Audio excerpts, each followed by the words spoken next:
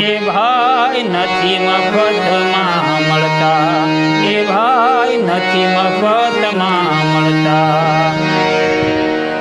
હવે મિત્રો આ ભજનને આપણે તાલ સાથે જોઈશું કે તાલ સાથે આપણે કઈ રીતે ગાઈ શકીએ અને કેવું રૂડું લાગે છે. તો મિત્રો આ ભજન છે એ નોટેશન સાથે શીખવા માટે અમારી યુટ્યુબ ચેનલ ઉપર તમે જઈ શકો છો, Batuk Makwana official and Gujarati harmonium class.